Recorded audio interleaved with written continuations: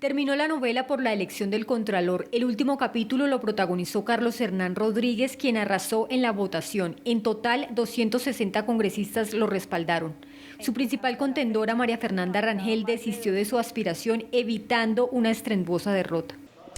Ante este salón elíptico en donde estaba reunido el Congreso en pleno, el nuevo Contralor General de la República dijo que no hubo ninguna repartición burocrática a los partidos políticos para que respaldaran su nombre y que además administrará el ente de control fiscal con independencia.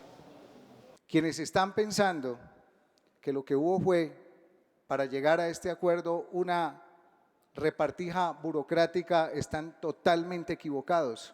Lo único que me ha pedido la bancada del Pacto Histórico es que actúe de manera independiente y con transparencia.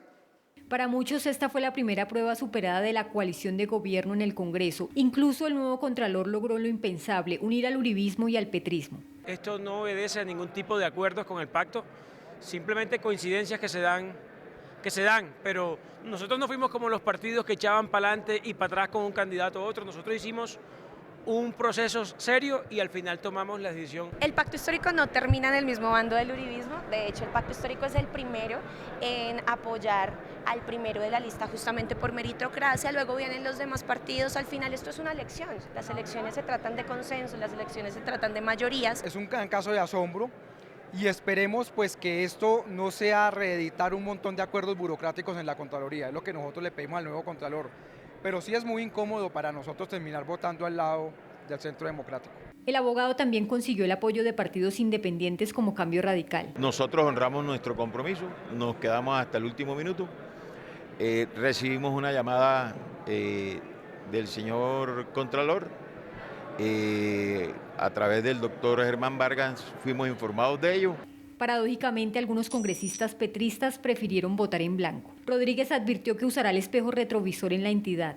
Y simplemente lo que tendrá que llegar a hacer el Contralor será revisar las actuaciones que se hayan realizado en un momento determinado y presentarle un balance al país colocándole la cara.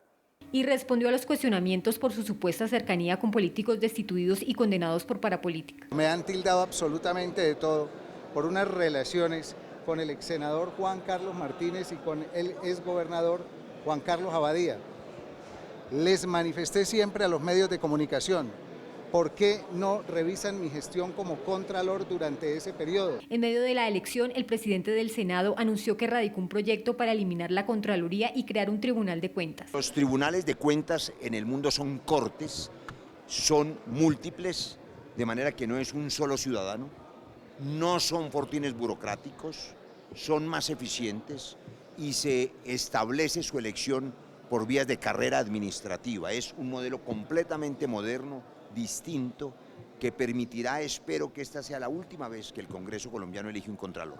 Otros legisladores aseguraron que demandarán la elección por las supuestas irregularidades que se habrían registrado en el proceso. Rodríguez nació en Palmira, es especialista en Derecho Administrativo, ha sido concejal, diputado y Contralor del Valle del Cauca. En 2017 se desempeñó como auditor general, coincidencialmente, en reemplazo también de Felipe Corto. La Contraloría, uno de los organismos de control más poderosos. Tengan en cuenta ustedes que el presupuesto de la Contraloría al año supera el billón de pesos, tiene una nómina inmensa. Fuera de eso, en una reforma reciente, en una reforma de hace apenas un par de años, se le dieron muchos más poderes, al punto que muchos opinan que la Contraloría co-gobierna, co-gestiona. ¿Por qué? Porque en muchos casos, en muchos contratos públicos, los distintos funcionarios van acompañados de la Contraloría, que termina diciendo de alguna manera por aquí sí, por acá no, es decir, un poder inmenso. Y fuera de eso, pues se trata del Contralor y de la Contraloría, quienes evalúan la gestión de los distintos actores del Poder Ejecutivo. De allí que sea tan importante para un gobierno, si no tener un contralor amigo, por lo menos no tener un contralor totalmente ajeno. Y ojo que esta distinción entre contralor amigo y contralor ajeno es una distinción que se da desde hace mucho rato, la oposición diciendo que los organismos de control son de bolsillo y que fulano, tal presidente tenía su contralor amigo, por ejemplo el expresidente Iván Duque le decían que tenía el contralor amigo Carlos Felipe Córdoba y que el otro gobierno tenía contralor amigo, y esa oposición que en el pasado tanto estuvo cantando que los organismos de control tenían que ser independientes. Acuérdense de Gustavo Petro cuando decía lo mismo, ya no del Contralor, sino del Procurador, en el momento en que el Procurador Alejandro Ordóñez lo destituyó. En ese momento, no, es que son de bolsillo, son absolutamente bolsillos, tienen que ser independientes. Bueno, el pacto histórico y el presidente Gustavo Petro se quedaron sin discurso. ¿Por qué se quedaron sin discurso? Porque están haciendo exactamente lo mismo que han hecho los distintos partidos y los distintos gobiernos. Se termina eligiendo a el doctor Carlos Hernán Rodríguez, quien es, si bien no de bolsillo de Gustavo Petro, por lo menos sí era el que el gobierno quería que se eligiera de Contralor.